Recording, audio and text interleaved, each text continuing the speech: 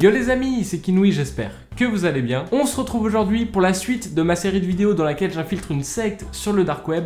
Oui, je sais, je parle très vite, mais parce que normalement je tourne mes vidéos à 22 h et là il est 13 h du matin, donc je suis réveillé quoi. Le dernier épisode vous a beaucoup plu et comme je vous avais promis de sortir la suite, et ben là voilà. Bref, j'ai plein de choses à vous dire, il s'est passé pas mal de trucs entre la dernière fois et aujourd'hui, alors posez-vous tranquillement, on commence tout de suite, c'est parti. Kinoui.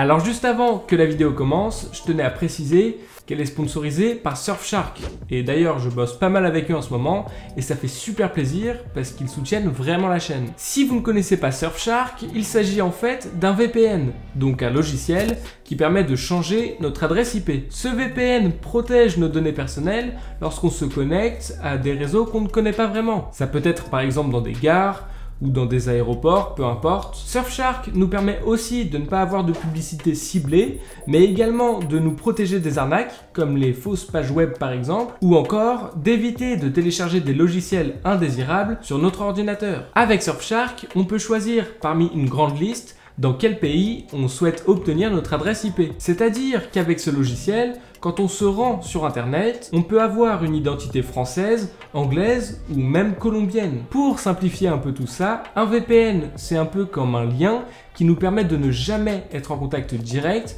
avec le site sur lequel on se rend, et donc de sécuriser nos données personnelles et de les garder privées. Surfshark bénéficie aussi d'une option qui s'appelle AdLock et qui nous alerte quand certaines de nos informations de connexion sont publiques sur internet. Ça veut dire qu'à partir du moment où vos mails ou vos mots de passe se retrouvent publiquement sur des sites, et ben Surfshark vous envoie une alerte. Vous pouvez utiliser Surfshark sur plein de supports différents, comme une tablette, un ordinateur ou même une console, et vous pouvez même vous connecter sur autant d'appareils que vous voulez en même temps, et ça, c'est le seul VPN capable de le faire. Alors, si le VPN Surfshark vous intéresse, vous pouvez bénéficier de 84% de réduction et de 4 mois gratuits avec le code KINOUI, mais aussi à partir du lien que je vous mettrai dans la description. Donc voilà, merci encore une fois à Surfshark de sponsoriser cette vidéo, et nous, on commence tout de suite, c'est parti.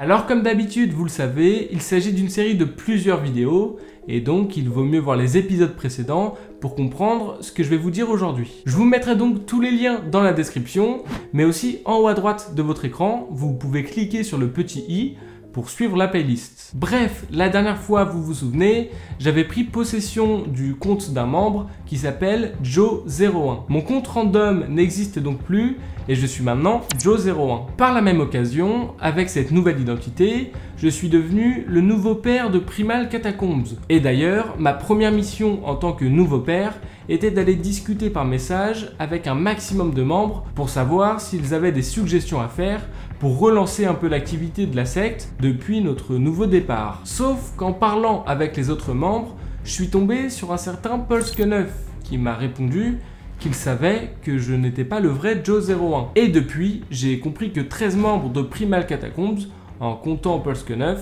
ont formé un petit groupe secret pour justement régler cette histoire d'imposteur. Ils avaient créé une conversation privée et ils faisaient tout pour que je me fasse griller et que j'arrête de me faire passer pour Joe01. Mais pour parer ça, j'ai demandé à plusieurs potes à moi de prendre le contrôle de ces 13 comptes et on a alors changé les 13 mots de passe et on s'est fait passer pour eux pendant plusieurs jours. Mais quelques temps après, Marius159, donc l'admin de la secte, m'a envoyé un message en me disant « Mec, c'est très bizarre, les connexions de certains membres ne sont pas du tout logiques. Je pense que le hacker est toujours là. » Marius se doutait donc qu'il se passait quelque chose de bizarre et que plusieurs membres du site n'étaient pas les vrais. Alors bien sûr, au moment où j'ai reçu le message de Marius, je me suis posé beaucoup de questions. Est-ce que Marius m'envoie ce message pour que je les aide? Ou alors est-ce qu'il me dit ça parce qu'il se doute que j'ai un rapport avec cette histoire? J'en savais rien. Mais la meilleure solution pour me sortir d'une situation comme celle-ci, c'est de faire comme si j'en savais rien. Ouais, elle est bizarre cette phrase. J'ai alors répondu à Marius « Comment ça ? avec le nouveau site qu'on vient de faire, c'est impossible que le hacker soit toujours là. Et il m'a répondu, si, je t'assure, j'ai vérifié les horaires de connexion et elles ne correspondent vraiment pas aux horaires habituels de ses membres. Parce que oui, j'avais oublié un détail assez important, Marius peut voir les heures de connexion. Sauf que sur les 13 membres qu'on a piratés, aucun n'est français. Mais mes potes et moi, on se connecte bien aux horaires français. Donc Marius a trouvé ça étrange. Spirit, donc le maître de Primal Catacombs, a alors décidé d'organiser une grande réunion avec tous les membres du staff pour régler cette histoire. Sauf qu'il a décidé de faire cette réunion en conférence vidéo sur Skype, donc avec notre webcam d'activer. Et là, j'étais un peu mal barré.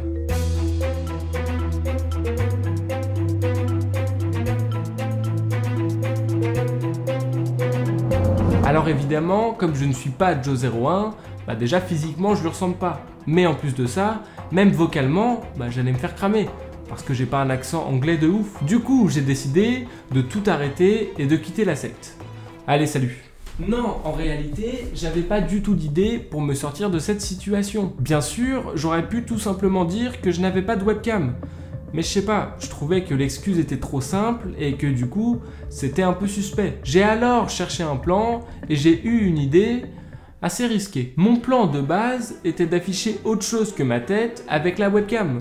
Comme par exemple un message d'erreur. C'est-à-dire que ma première idée était de me connecter à l'appel Skype avec ma webcam d'activer, donc sans dire que j'en avais pas ou quoi, mais par contre d'afficher un message d'erreur comme si elle ne fonctionnait pas. Et à côté de ça, de demander à un ami bilingue à moi de venir parler à ma place, pour qu'il parle très bien anglais. Mais encore une fois, j'avais peur que ce soit encore un peu suspect.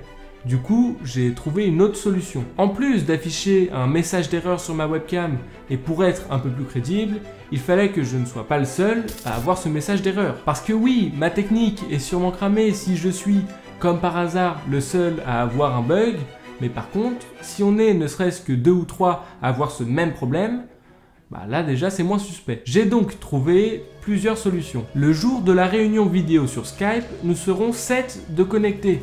Et donc moi mon objectif c'est qu'on soit 2 ou 3 à avoir le même message d'erreur lorsqu'on allume notre caméra. Parce qu'encore une fois, si les webcams ne fonctionnent pas et que du coup la réunion se passe que vocalement, moi ça me convient parfaitement, parce que j'ai un ami bilingue.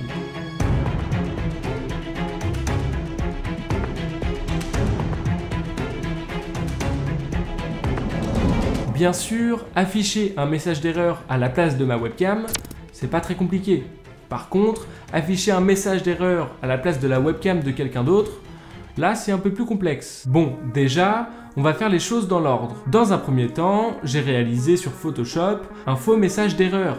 Très simple, très basique, mais efficace. Ensuite, pour afficher autre chose que ma webcam lorsque j'active ma vidéo sur Skype, c'est pas très compliqué non plus. J'ai en fait créé un faux périphérique histoire de tromper mon logiciel lorsque je vais dans les réglages vidéo. Lorsque vous allez dans les paramètres sur Skype, vous avez la possibilité de choisir votre webcam.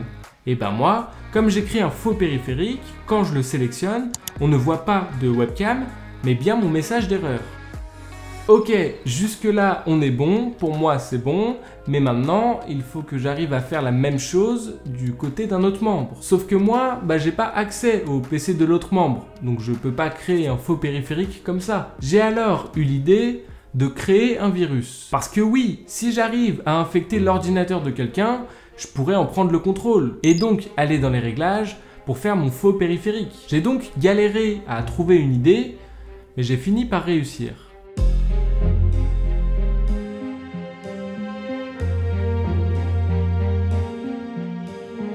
J'ai envoyé un message à chaque membre participant à la réunion. J'ai dit « Salut les gars !» Petit message pour vous dire que depuis la nouvelle version de Skype, il faut vraiment mettre à jour vos pilotes pour ne pas bugger. Voici un lien pour les télécharger. Et j'ai envoyé le lien d'infosite sur lesquels les membres penseront télécharger les dernières versions d'Adobe Flash Player, alors que non, ils téléchargeront mon virus. Honnêtement, je pensais que ça allait être beaucoup plus compliqué que ça, mais finalement non. 2 personnes se sont fait avoir assez rapidement et j'ai pu infecter leur ordi. J'ai alors attendu le moment où ces 2 membres allaient se coucher pour pouvoir ensuite m'infiltrer sur leur PC et installer le faux périphérique avec mon message d'erreur.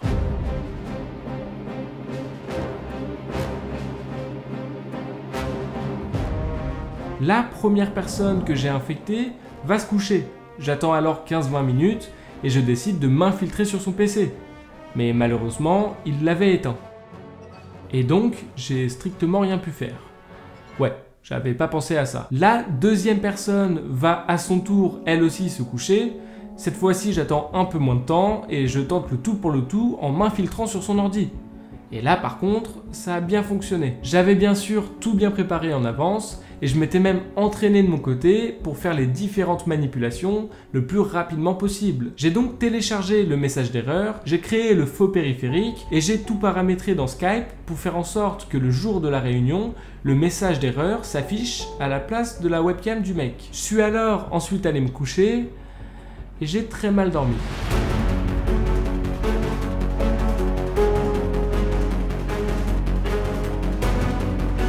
C'est le jour J.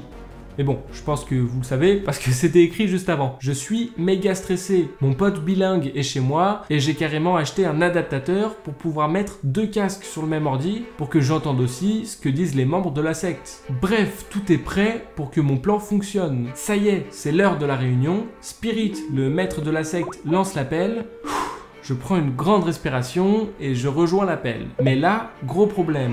En rejoignant l'appel, je me rends compte que je suis le seul à avoir un message d'erreur et que l'autre mec que j'avais piraté a bien sa webcam d'activer. Donc là, je comprends rien. Je me dis que c'est pas possible parce que j'ai pourtant tout bien installé. Et donc, je raccroche directement l'appel. Je réfléchis vite fait et j'envoie un message dans le chat en disant que j'ai des problèmes de connexion et que je relance juste mon routeur. J'avais aucune idée pour me sortir de cette situation. Et je vous jure que je trouvais ça trop suspect de, comme par hasard, on fait une réunion pour parler d'un hacker, et moi je suis le seul qui se cache quoi. J'ai alors pris quelques minutes pour réfléchir, et j'ai eu une idée. Il fallait impérativement que je réinstalle le faux périphérique sur l'ordinateur du mec, et donc j'ai décidé de le DDoS. Est-ce que vous savez ce que c'est? Le DDoS, c'est une attaque informatique qui permet de couper la connexion de quelqu'un. En gros, pour vous expliquer comment ça marche, le DDoS, c'est le fait d'inonder un réseau, donc d'envoyer plein de requêtes sur un seul et même réseau pour qu'il soit surchargé et qu'il n'arrive plus à suivre. Pour DDoS, il faut l'adresse IP de quelqu'un. Mais heureusement, là, comme on était sur Skype, il existe plusieurs techniques sur internet pour trouver justement l'adresse IP d'un compte Skype. J'ai alors trouvé l'adresse IP du membre que je voulais pirater et j'ai commencé à le DDoS. Ah, il devait sûrement pas avoir le VPN Surfshark lui, hein. Bref, je m'amusais à le DDoS et parfois j'arrêtais un peu pour qu'il revienne sur Skype et qu'il dise « Putain les gars, je comprends pas, ma connexion plante tout le temps, c'est relou. » Et je faisais ça pour me laisser la possibilité de l'aider. Je vous explique mon plan. La connexion du mec bug depuis tout à l'heure et comme moi je faisais semblant aussi d'avoir des problèmes, on essayait de s'aider mutuellement. Je faisais semblant d'avoir aussi des problèmes de connexion et d'être déconnecté de Skype comme ça, comme lui, sauf que moi, bien sûr, c'était faux. Et à un moment, j'ai fait genre que j'avais trouvé la solution et du coup que j'avais plus de problème. Et donc je lui ai dit, est-ce que tu veux que je t'aide? Et il m'a répondu, bah oui, bien sûr, aide-moi. Mais comment tu peux faire? Et moi, j'ai dit, t'as qu'à installer TeamViewer, qui est un logiciel qui me permet de contrôler ton ordinateur. Et donc, je pourrais t'aider comme ça. Il m'a dit OK et il a téléchargé TeamViewer. J'ai donc pris possession, avec son consentement, de son ordinateur. J'ai fait semblant d'aller dans l'invite de commande pour gérer 2-3 trucs par rapport au réseau, mais en fait, j'avais juste envie de réinstaller mon faux périphérique pour plus qu'il ne puisse mettre sa webcam sur Skype. Sauf qu'avec le logiciel TeamViewer, le mec voit en temps réel ce que je fais sur son ordi, et donc, je pouvais pas faire ce que je voulais comme ça. Mais pour qu'il s'éloigne un peu de son ordi, je lui ai demandé d'aller voir son routeur et de rester 3-4 minutes devant pour voir si la lumière était stable ou si elle clignotait. Il est donc bien parti pendant 3-4 minutes dans une autre pièce pour vérifier tout ça. Et pendant ce temps, moi, j'ai réussi à installer mon faux périphérique. Et d'ailleurs, quand j'ai réinstallé mon message d'erreur, j'ai compris pourquoi il n'avait pas eu de soucis de webcam quand il s'était connecté. En fait, il a tout simplement mis à jour la version de son Skype, ce qui a eu pour effet de supprimer tous les réglages que j'avais faits dans son logiciel. Bref, 3-4 minutes après, j'avais terminé d'installer le faux périphérique et je l'avais bien activé comme il fallait. Le mec est donc revenu sur son ordinateur et j'ai arrêté de le DDoS pour faire comme si j'avais vraiment résolu son problème. On a donc tous les deux rejoint la conversation Skype de l'appel et nos 2 caméras ne marchaient pas. J'avais réussi. Mais bon, comme on était bien présent et que nos connexions remarchaient, et ben Spirit a pas cherché à comprendre pour la webcam et il a décidé qu'on pouvait rester comme ça. Vous vous rendez compte quand même que j'ai fait tout ça juste parce que je trouvais que dire « Oh non, ma webcam marche pas » était un peu trop suspect. Mais si ça se trouve, ça aurait très bien fonctionné aussi. Mais bon, on n'en sait rien, j'ai préféré pas prendre de risques, et mine de rien, j'ai réussi. On a alors fait la réunion qui était très longue, et on a beaucoup cherché de solutions pour comprendre les connexions étranges de certains membres, et même pour essayer de trouver une technique pour voir si le hacker était toujours là. Et on en a donc conclu que le hacker était forcément un des 13 membres, et alors Marius a soumis l'idée de bannir complètement les 13 membres pour ne pas prendre de risques, et c'est la solution qui a été retenue. Voilà, donc après plusieurs minutes de longues discussions, la réunion se termine enfin, on commence à se dire au revoir et tout, et Spirit dit « Sinon les gars, je pense qu'il faudrait qu'on se fasse plus régulièrement des réunions vidéo comme celle-ci. Donc je vous tiendrai informé, mais je pense qu'il y en aura une autre dans pas très longtemps. » Ah bah nickel. Voilà les amis, c'est la fin de cette vidéo, j'espère qu'elle vous aura plu. Bien sûr, je compte sur vous pour mettre un maximum de likes et de commentaires si vous voulez que je vous sorte la suite très rapidement. N'oubliez pas non plus de me suivre sur tous mes réseaux sociaux qui apparaissent à l'écran et même de vous abonner à ma chaîne YouTube si c'est pas encore fait. Et puis moi je vous dis à l'année prochaine pour une nouvelle vidéo. Yes, petite blague, c'était Kinui, ciao tout le monde. Oh MDR, il a dit 13h du matin au début de sa vidéo. Kinui.